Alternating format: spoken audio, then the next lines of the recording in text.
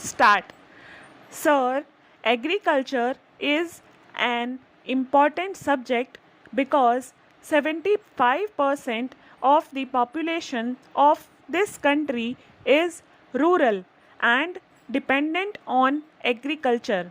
I shall briefly touch upon the achievements in the agricultural sector in the past 64 years.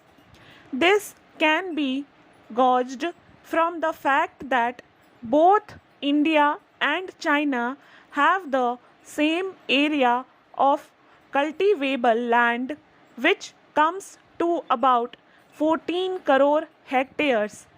I would like to draw the attention of the Honorable Minister towards the fact that China is producing 45 crore tons of food grains while India's production has been between 18 and 19 crore tons in the last 3-4 years. This means there are certain reasons as a result of which our production is low. Sir, I would like to inform the House that agriculture contributes 33%, industries 29%, and other services 38% to the national income.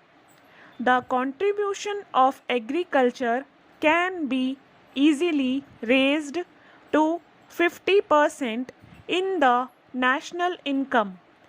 The main reasons for low national income are wrong policies and their faulty implementation by the government. To increase the national income, we must raise the contribution of agriculture to 50%. Sir, I would like the Agriculture Ministry to note that irrigation and fertilizers play a key role in increasing agricultural production. Sir, so far as irrigation projects are concerned, out of all the projects planned in the post-independence period, about 200 big and medium projects were undertaken. At the end of these 64 years, only 65 projects have been completed and 2300 big dams have been constructed and 1800 dams are yet to be constructed. But even in the age of science and technology, 70% of water of these dams gets evaporated. Sir, fortunately, our country has been blessed with great natural wealth. Underground water is also available in abundance and can be utilized best to encourage irrigation through tube wells. In North India, the maximum credit of the achievement made in this regard so far goes to the farmers. Electricity is the basic necessity to meet irrigation requirement. I need not say much about the state of electricity throughout the country, particularly in Uttar Pradesh, which is the most backward state in the country. Therefore, my submission is that unless we increase the power generation, we cannot solve the problems baffling us.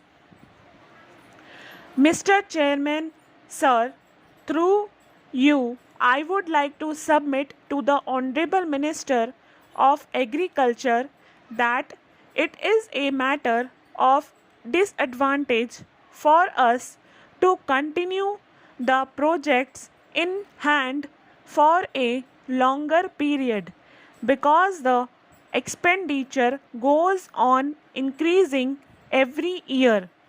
The result is that the expenditure increases twice as compared to the initial cost. It creates a number of difficulties and the work of the projects comes to a standstill for a long period.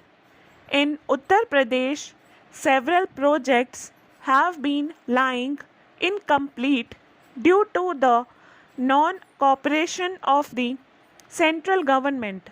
In this connection, I would like to urge the Honorable Minister of Agriculture that the central government should provide funds for these projects in time so that the projects are completed and the farmers get irrigation facilities and also production of food grains in the country may increase.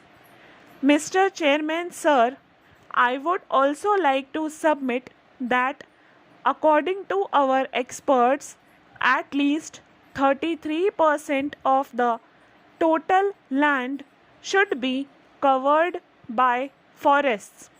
But due to the continuous denudation during the last 64 years, presently only 6% of the total area is covered by forests. It is only agriculture which has been suffering. Soil erosion is on the increase and affecting agriculture. I would like to submit to the Honorable Minister of Agriculture that all these things are related to agriculture. Therefore, the government should pay attention to it and take measures to encourage afforestation. Mr. Chairman, sir, I would like to draw the attention of the members of the House to a matter to which very few members have drawn our attention, but I consider it a very important issue. We are unfortunate that in Olympic Games we fail to win even a bronze medal. What to talk of gold? What is the cause behind it? The reason is that 75% of the population living in rural areas remains deprived of milk. 40% of the rural children crave even for a drop of milk other than their mother's milk.